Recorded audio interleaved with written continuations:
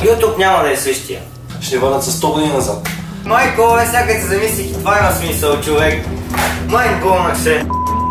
Здравейте, приятели! Искаме да ви обясним за член 13. Какво представлява и какво е приложението му. И как може да помогнете, като се включите в подписката против гласуването му. Член 13 е част от Закона за защита на авторските права. Слага цензура на абсолютно всички снимки, видеа и всеки материал, който може да кажеш, че е твой, качен в мрежата. Абсолютно в целия интернет, смисъл не е само за YouTube, Facebook и така нататък, но най-сериозно ще засегне YouTube и Facebook и Instagram. Този член 13 е гласуван веднъж на Европейския парламент на 12 септември 2018 година. И края на тази година, началото на следващата година ще бъде на второ гласуване, което ще е финалното гласуване. Самото приложение на член 13 е, че когато влезне в сила се забранява употребата на всяко едно нещо, което не може да кажеш, че е твое или не е твое. Тук съм имал предвид под това, че не може да кажеш, че е твое, примерно някаква може да ти да си снимал въпроса на снимка, видео или песен да си написал, но когато си изтрил оригиналния файл, не може да кажеш, че е твое и пак се води, че е копирайт, че ти си копирал от някой, си му взел. Примерно като смисъл, ако искаш да направиш това, мисля, няма да му го направиш, защото бот ще се сложи там, говоря за тези работи. Ще преди да си качил видеото. С една дума, всяко едно нещо, което не е твое, от песен, текст, снимка, видеоклип. Даваме пример с, да кажем, звукови ефекти, които не са наши, примерно като някаква такова или звукът на барабани или китара. Просто трябва от някой клип, като е този. Хора, вие осъзнавате ли пред каква грандиозна глупост ни изправя Европейския съюз? Относно Фейсбук, повечето хора се споделят някаква картинка за добро утро.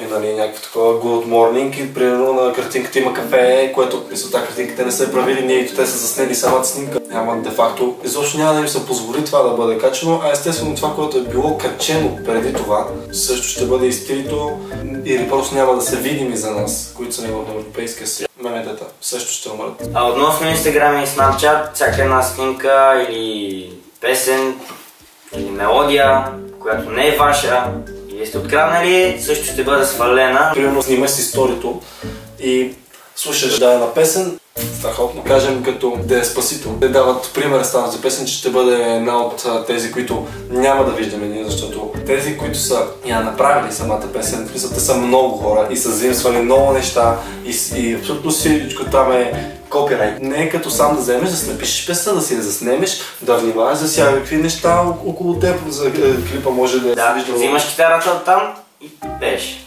Но естествено тук няма да го има този надпис, то да, и е така ще е тук. И ти ще се направиш цялата песен, ти си направиш звуковите ефекти. Но нещо трябва да е на твое име, на твое право, колкото разбрах. Точно така, абсолютно. Това нещо, в смисъл, не е гадно само за всички YouTube креатори, контент креатори. Ние не се влагаме в такива, да, опитваме се, нали, да първо да започнем, ако това бъде въведено, то ще демотивира. Супер много. От друга страна опасно и за всички хора, които гледат, защото, мисъл, аз няма да имам право да гледам това, което иска. Примерно, отварям си страницата на някой мой любим ютубър и виждам това. Естествено, че аз няма какво да видя от него, съм сабскрайбна за него и съответно няма да влизам в YouTube, защото няма какво да видя. Сега ще ви покажем как се запишете за подписката, как се прави от компютър, също абсолютно също и за телефон. Отнема една минутка просто. Ще допринесете доста, дори от едно записване. Нали, сега всеки си каже, какво ще се записвам аз, той някой друг се запише, то едно записване, какво толкова? Има разлика. 103 000 българи, в смисъл това е за България. Да, само за България. Общо е към 3 милиона и нещо. Така че мисля, че ще направим нещо. Много хора вече говорят за това. Така, като влезнете, това е сайта, който ви зарежда. Пишете си двете имена, имейла, цъкате на Yes и цъкате да си. В описанието ще сложим линкове за абсолютно да се запознаете по-обстойно с член 13. Благодаря ви, че бяхте с нас, че изгледахте това до край. Това е важно за нас и искаме да стане важно за всички. Не само за нас, това е важно за абсолютно всички. Да, и затова беше и като цяло идеята за това видео, да отправим едно послание към хората, които не го знаят. Все още колегите ютубъри, може така да го нарека, направят клипи, те да го разпространяват. Въпросът на това цялото нещо е да се разпространи и да се вземе мерки, докато не стане твърде късно, защото тогава вече ще ревем всички. Тук може да видите предишното видео, тук може да видите и първото видео, което сме направили. Няма нищо общо по тази тема, опитаме се да вмъкнем нови неща. Какво зависи от нас ще го направим и благодаря, че гледате това видео. Чао, свиньо!